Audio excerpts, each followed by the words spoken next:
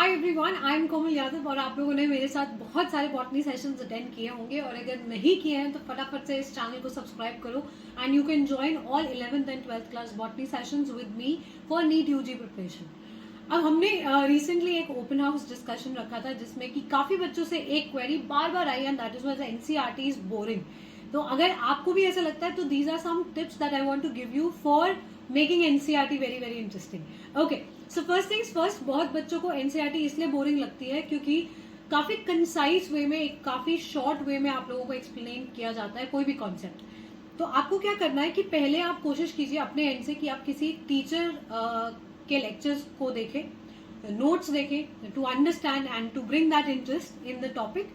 उसके बाद आप एनसीईआरटी को एज अ समरी यूज कर सकते हैं फॉर रिविजन।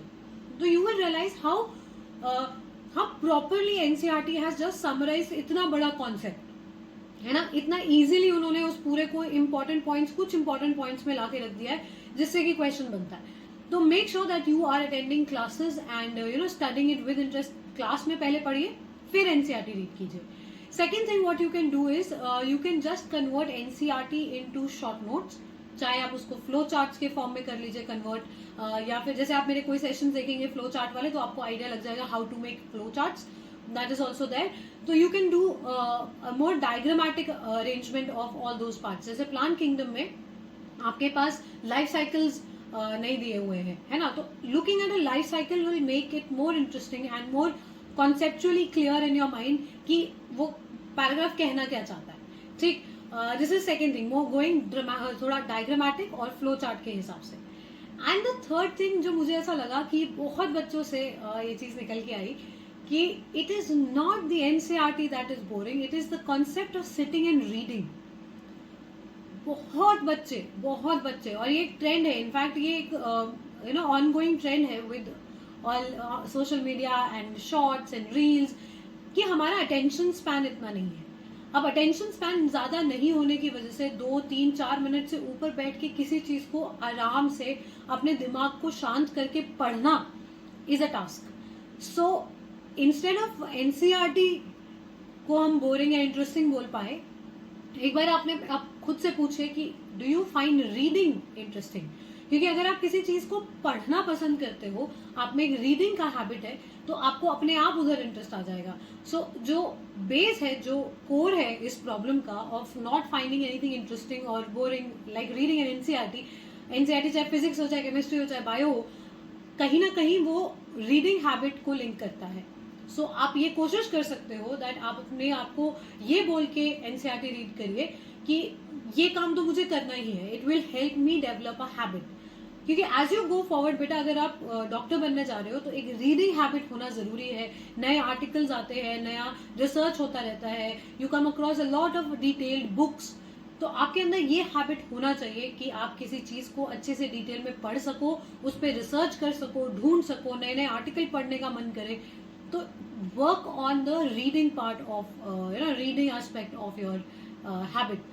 तो ये एक चीज हेल्प करेगी, एक रीडिंग हैबिट इनकलकेट करना। धीरे धीरे वो अपने टेक्स्ट बुक, एनसीईआरटी नोट्स, इन्हीं से हम धीरे धीरे डेवलप कर जाएंगे, ठीक है। सो these are the 3 tips that I want to give you for making NCERT even more interesting. It is interesting. एक बारी आप अगर टॉपिक पढ़ते हो किसी टीचर से और उसके बाद you go and read NCERT, you will definitely appreciate how well it is written, how well उसका एकदम कंसाइज समराइज्ड पोर्शन आपको दिया जाता है, right. So I hope this will help you out. And again मैं एक बार वापस रिमाइंड करा देती हूँ आप लोगों को द पैटर्न इन विच आपको पढ़ना चाहिए।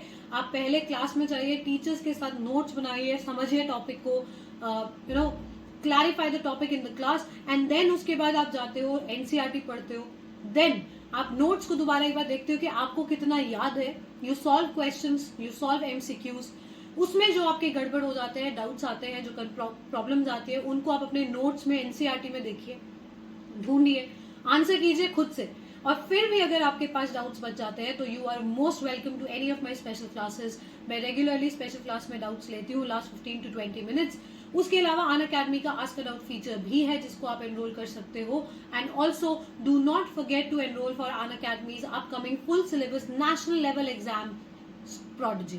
प्रोडिजी एक स्कॉलरशिप एग्जाम है जिसके लिए आप एनरोल कर सकते हो, एब्सोल्युटली फ्री। डिस्क्रिप्शन में लिंक दिया हुआ है and a lot of prizes to be won, ठीक है। लेकिन उनसे सबसे ऊपर है कि आपको अनअकैडमी का स्कॉलरशिप मिलेगा, एक क्वालिटी एजुकेशन पढ़ने का मतलब मौका मिलेगा।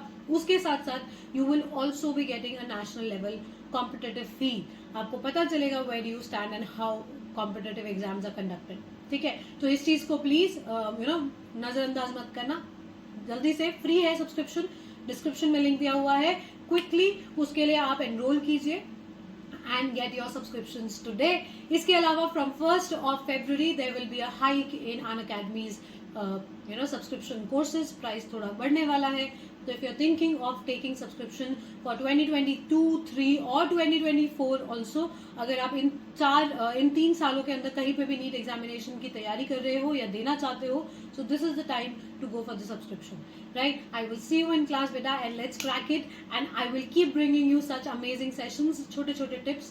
और मेरे को बता देना एक बार डिस्क्रिप्शन में भी and comment section में which of the following or which type or topic do you want me to make a short on. Thank you so much. I will see you in class.